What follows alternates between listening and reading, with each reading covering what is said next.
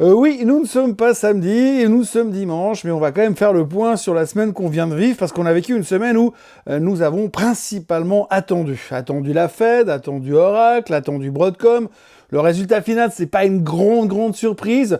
La Fed a baissé les taux, Oracle a flingué sa guidance, Broadcom n'a pas sauvé le monde, et à la fin, le S&P 500 a terminé jeudi soir au plus haut de tous les temps, mais avec de très gros doutes sur l'avenir de la tech et de l'intelligence artificielle qui ont fait paniquer tout le monde pour boucler la semaine. Pour être très franc, j'ai un peu l'impression qu'on est au milieu de nulle part et qu'il fallait absolument voir ces nouveaux records d'altitude, mais que maintenant que c'est fait, le doute nous assaille. Les photos de vacances de Trump et de Clinton qui ressurgissent et qui ramènent sur la table que les deux présidents pourraient bien ne pas être tout clairs et tout nets dans l'affaire Epstein, mais à la fin, qu'est-ce que ça change vraiment et est-ce que quelqu'un est vraiment surpris? On nous a gavé de la fête pendant des semaines et maintenant que c'est fait, on se demande si ça va vraiment suffire pour taper les 7000 avant de boucler cette année qui aura été placée sous le signe des tarifs douaniers et des messages de Trump sur les réseaux sociaux. Bienvenue dans ce Swiss Bliss, nous sommes le 14 décembre 2025 et je suis Thomas Veillet.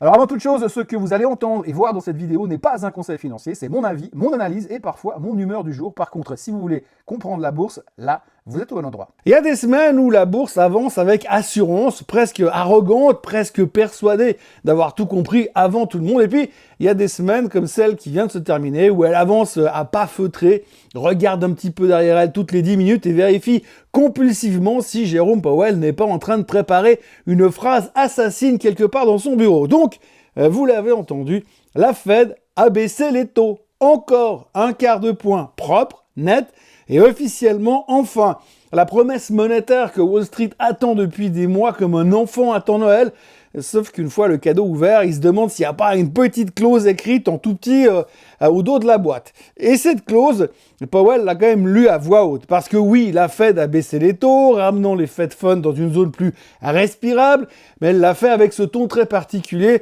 ce ton de banquier central qui vous dit « Je vous donne ce que vous voulez, mais... » quand même, vous habituez pas trop, hein. Le message était clair, presque chirurgical, on a coupé, on peut encore couper, mais on n'a absolument pas juré sur la Constitution qu'on allait continuer à le faire à chaque réunion. Alors ne vous emballez pas non plus. Et là, le marché a commencé un tout petit peu à réfléchir, ce qui est jamais une bonne idée quand le marché commence à réfléchir.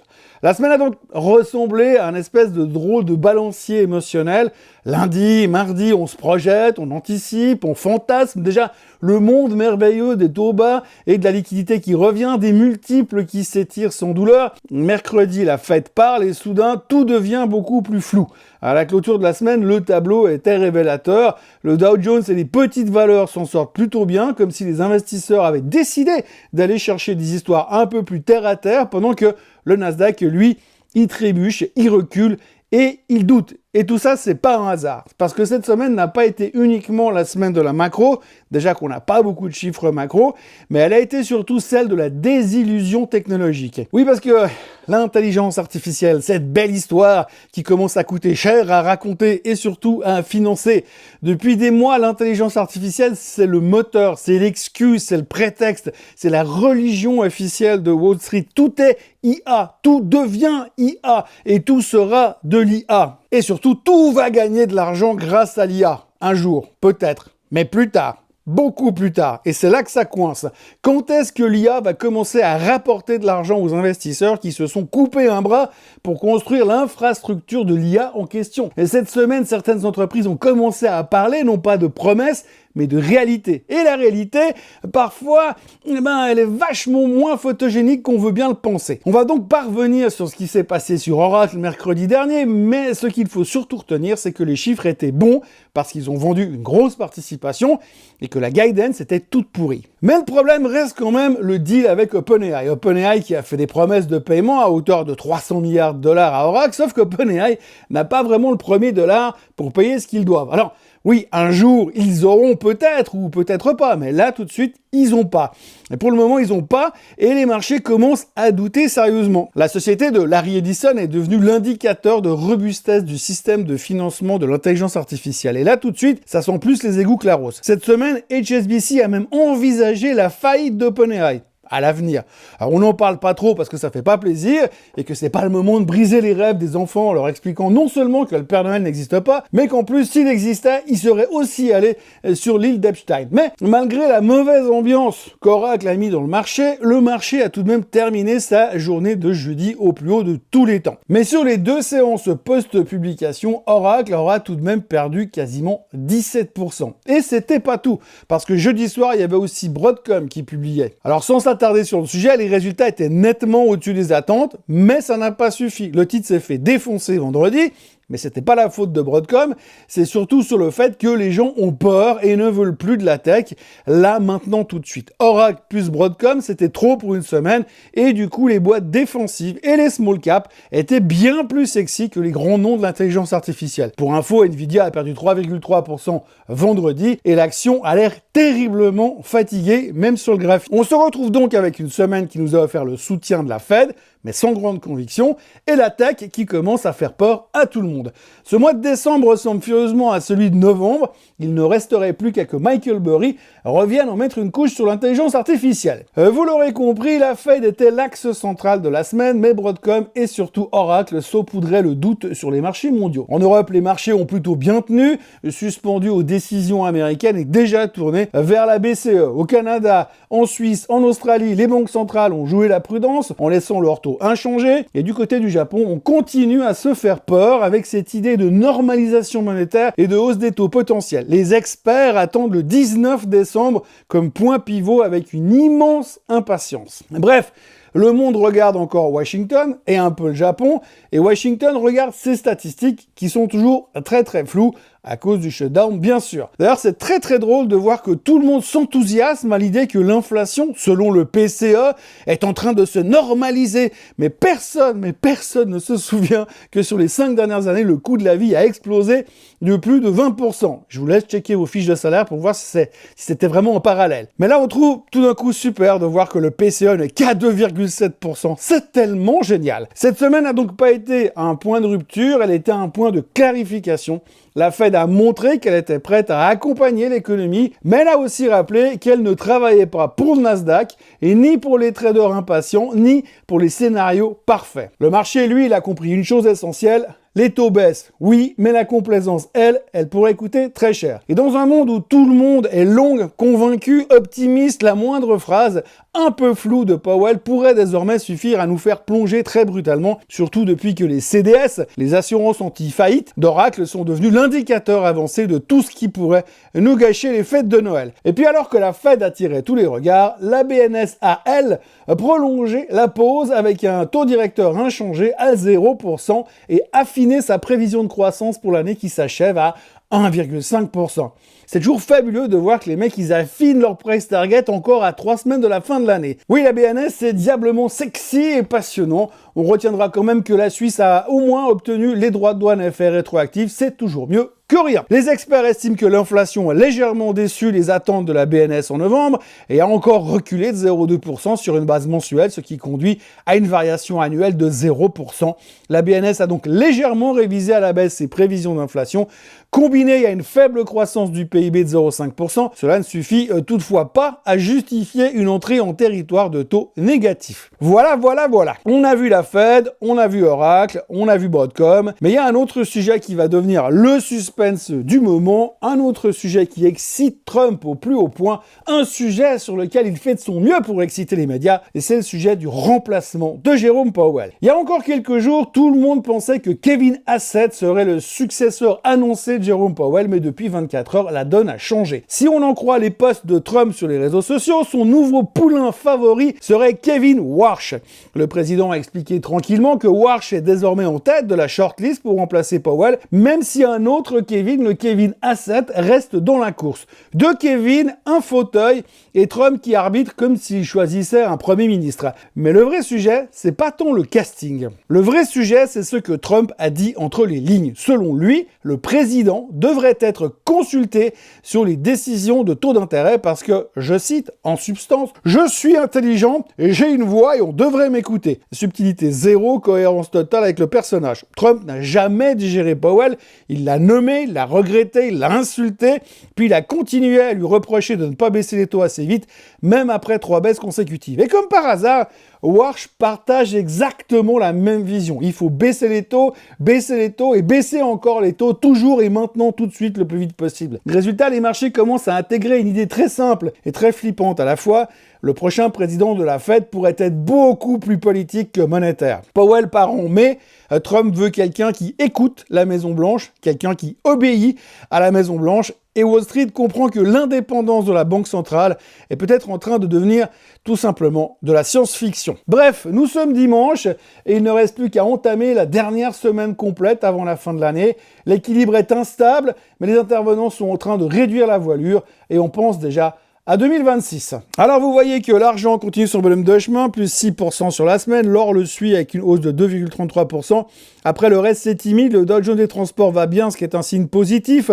Le Dow Jones gagne 1%, le Bitcoin reprend 1%, le Nikkei en hausse de 0,68% malgré les doutes au niveau des taux d'intérêt, le DAX récupère 0,66%, alors que pour le reste, la Suisse est en baisse de 0,43%, la France recule de 0,57% et comme vous le voyez, du côté de l'Asie, Shanghai, ça va toujours pas terrible, on attend un stimulus, un Xème stimulus, et puis le S&P 500 termine en baisse de 0,6%, après, comme je vous l'ai dit, avoir touché un plus haut historique durant la semaine, mais vous le voyez, le coupable est à chercher tout en bas, enfin l'avant-dernière position, le semi-conductor index qui s'est fait littéralement laminer en reperdant 3,6% durant la semaine, et puis le pétrole qui baissait aussi de 4,39%, lui, c'est pas où il va, c'est surtout à cause de la guerre en Ukraine et des éventuels besoins de consommation à droite et à gauche.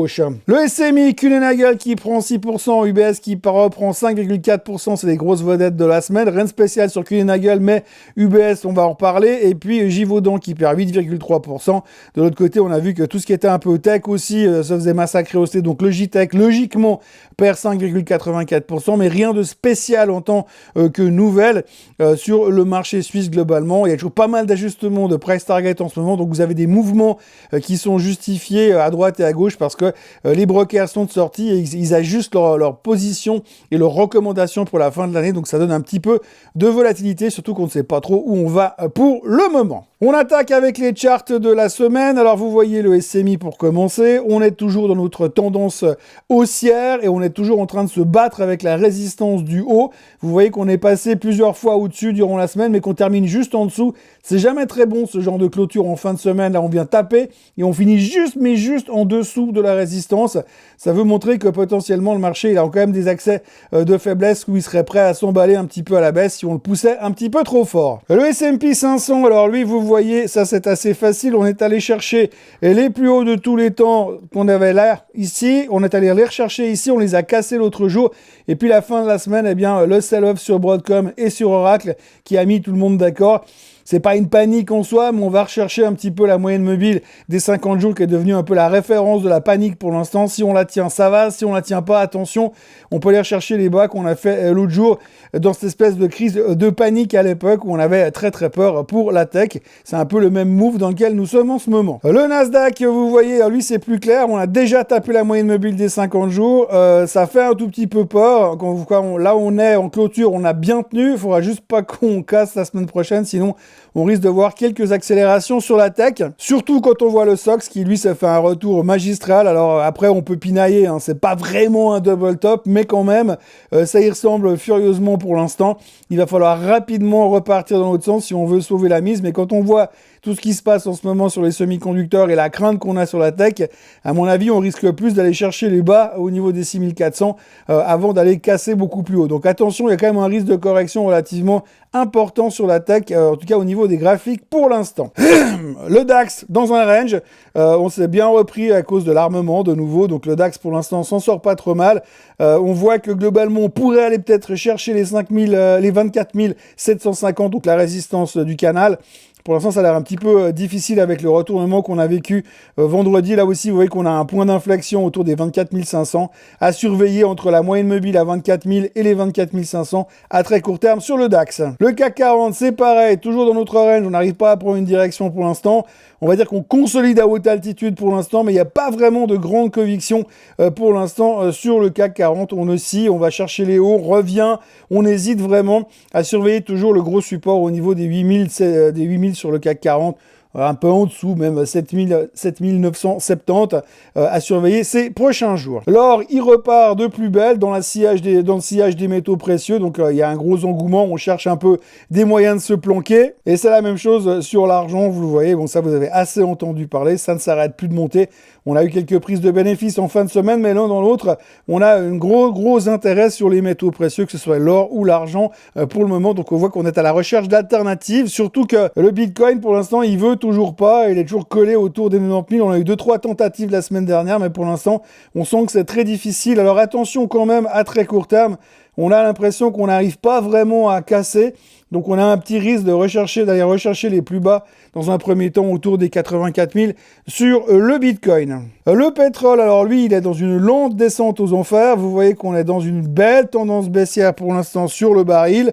On a essayé de casser l'autre jour, souvenez-vous, on avait été chercher casser la moyenne mobile des 50 jours, ça n'a pas duré. Pour l'instant, c'est toujours en bas, et pour l'instant, on va aller peut-être chercher les 56 qui seront le point bas et qui seront aussi le point d'inflexion pour savoir si on est capable de rebondir ou alors est-ce qu'on va continuer pour une nouvelle leg baissière sur le baril. Mais ça dépendra beaucoup de ce qui se passe au niveau des discussions de paix sur l'Ukraine qui continuent à traîner de manière assez, on va dire, très longue à la fin et ça avance pas beaucoup, on est un peu collé dans le pâté, on espère que ça va bouger mais rien ne se passe pour l'instant et ça pèse aussi sur le moral des investisseurs côté baril de pétrole. Je vous montre quand même le graphique d'Oracle parce que c'est important à l'avoir en tête. Alors il n'y a pas grand-chose à dire, mais quand on se rappelle comment les gens étaient surexcités d'acheter de l'Oracle à 340 $, aujourd'hui, ils doivent être très contents de pouvoir en acheter à 189 parce que c'est franchement pas cher. Trêve de plaisanterie, c'est vrai qu'aujourd'hui, on peut se poser beaucoup de questions. Vous voyez qu'on n'arrive pas, on clôture quasiment au plus bas depuis bien longtemps sur Oracle. On a même encore plus loin un gap qu'on peut aller chercher encore plus bas sur le titre ces prochains temps, qui se situe ici. Et franchement, si on va jusque-là, on a déjà pété la moyenne mobile des 200 jours. Il y a vraiment de grosses craintes de voir revenir le titre à 120. Mais au-delà de ce niveau de prix, ce qui fait surtout peur, c'est le fait que les CDS, bon, je ne l'ai pas ici, les CDS, mais grosso modo, les graphiques des CDS, lui, il fait ça. Je vous montre encore Nvidia. À Nvidia, vous voyez qu'on a cette espèce de tendance haussière qui est en train de casser. Ça, c'était l'opening qu'on a eu l'autre jour quand il y a eu les résultats. Donc, vous voyez que le retour de manivelle qu'on s'est pris. Donc, entre les super résultats de Nvidia qui nous ont emmenés à 195 et aujourd'hui, vous voyez qu'on a perdu déjà 20 $ quasiment. Et puis là, techniquement, ça a quand même une sale gueule. Alors après, les puristes, on vous trouvera toujours de ce qu'on appelle des head and shoulders. Donc, vous voyez que quelque part, on a un truc qui est en train de se construire comme ça sur Nvidia.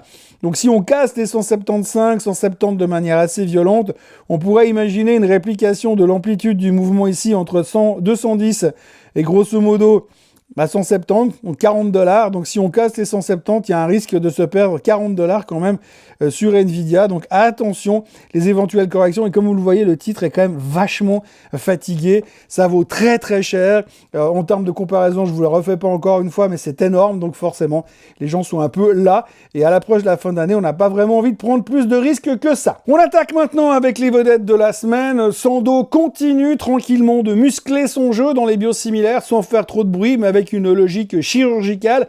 Le groupe finalise le rachat de Just Evotec Biologics, récupère au passage le site de Toulouse et surtout une licence illimitée sur une technologie clé, la fabrication continue de biosimilaires. Derrière le communiqué bien propre, le message est simple: maîtriser la production de A à Z, produire plus vite, plus efficacement et à grande échelle dans un marché qui pourrait peser plus de 300 milliards dans les 10 ans à venir. La Slovénie fera partie du gros volume, Toulouse du précis et continu, chacun son rôle et chacun sa spécialité. Bref, Sandoz ne court pas après la hype pharma, elle construit les usines pendant que les autres regardent encore les plans. Le graphique est juste impressionnant. Bon, la fin de semaine n'était pas top. Si vous regardez là d'où on vient par rapport au bas du mois d'avril, on était à 26 francs et là on se retrouve à 57, 54. La tendance reste très affirmée et quand on voit toutes les news qui sortent, globalement, il n'y a que du bon. Donc la tendance est affirmée. Sur faiblesse, il faut accumuler du Sandoz parce que rien n'a reproché pour l'instant à la société.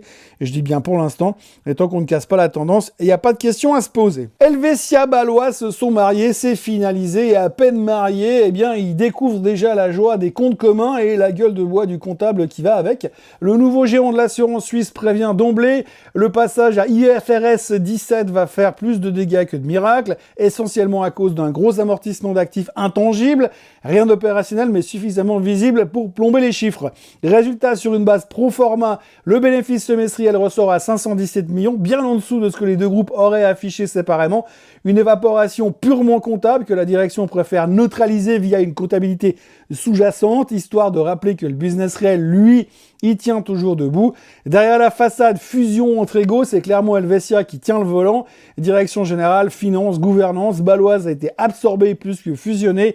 Le nouvel ensemble revendique plus de 2 millions de clients, 1700 conseillers et une machine désormais bien installée sur le marché suisse. La promesse, elle, reste intacte, 350 millions d'économies annuelles malgré 500 à 600 millions de coûts d'intégration et une capacité de dividende en hausse de 20% d'ici 2029. Helvetia Baloise annonce 2000 à 2600 suppressions de postes pour 3 ans, sur 3 ans après la fusion, dont 1400 à 1800 en Suisse, principalement au siège et dans les fonctions internes. Je vous montre le graphique, mais ça ne veut pas dire grand-chose.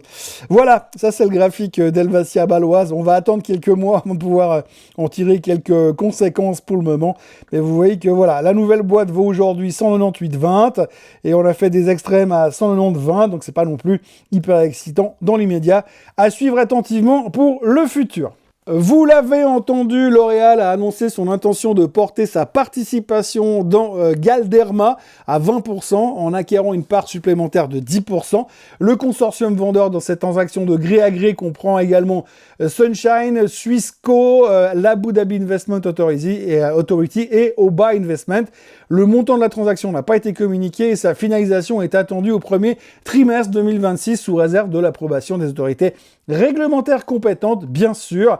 Avec cette montée au capital, le fabricant français de cosmétiques obtiendra le droit de nommer 2 administrateurs non indépendants au conseil d'administration de Galderma.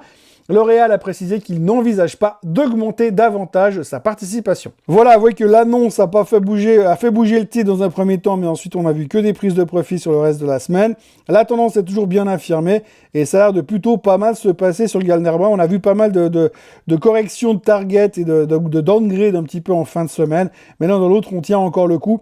Le gros support c'est autour des 152 francs si ça venait à baisser, mais pour l'instant là aussi un peu à l'image de son dos, tout va dans la bonne direction. Et puis UBS retrouve un peu d'oxygène et le marché l'a tout de suite senti. Des informations laissaient entendre en fin de semaine que le Parlement suisse cherche un compromis sur le durcissement des règles de fonds propres imposées au numéro 1 bancaire helvétique, le seul numéro 1 bancaire d'ailleurs. Sur le fond, Berne voulait frapper fort, obliger UBS à capitaliser à 100% ses filiales étrangères contre 60% aujourd'hui afin de couvrir d'éventuelles pertes hors de Suisse. Une approche jugée ultra conservatrice, voire punitive par la banque et le management de la banque. Le compromis proposé par des parlementaires change la donne. UBS pourrait utiliser non seulement du capital dur, le CET1, mais aussi de la dette AT1 jusqu'à 50% de l'exigence, ce qui allège sensiblement la contrainte. UBS ne cache pas son soulagement et salue une approche plus constructive que celle du Conseil fédéral. La banque rappelle au passage que la Suisse applique déjà le cadre réglementaire le plus strict au monde, pendant que les autres grandes places financières font l'inverse. Traduction, trop de aides réglementaires et c'est la compétitivité de la place financière suisse qui risque de trinquer. Le message envoyé au marché est clair, sécurité oui, auto-sabordage non, et tant que ce compromis reste crédible politiquement, UBS peut continuer à jouer dans la cour des grands sans courir avec un sac de sable réglementaire accroché aux chevilles. Voilà, vous voyez que ça se passe de commentaires. Depuis qu'on parle de lâcher un peu la bride, eh ben, le titre a quasiment pris 4 ou 5 balles sur l'UBS. Fin de semaine un peu volatile, bien sûr, à cause de l'annonce, mais l'un dans l'autre, eh bien, ça se réveille et on a cassé quand même les plus hauts depuis bien longtemps sur le titre de la grande banque suisse. Sur le renvrac de la semaine, on commence avec Swatch Group. Le gendarme de la concurrence italien est venu faire un tour dans les bureaux. Soupçon de pratiques anticoncurrentielles, notamment des prix imposés aux revendeurs. Traduction, dossier sensible, réputation sous surveillance. Temenos lance un nouveau programme de rachat d'actions. Message simple, le management croit à la société et croit au titre. SFS passe en mode consolidation. 3 acquisitions en Allemagne, du chiffre d'affaires en plus, du volume et du pragmatique. Sicor, en revanche, s'écroule littéralement. Avertissement sur les résultats. Demande plus faible en Allemagne et devise défavorable. Cocktail classique et douloureux. Phoenix Mécano monte, mais paradoxalement, le groupe revoit à la baisse ses ambitions de croissance à moyen terme. Le marché préfère le réalisme aux promesses. Basilea rebondit, partenaire avec une biotech américaine pour développer développer de nouveaux antibiotiques, de la recherche, du long terme et du stratégique.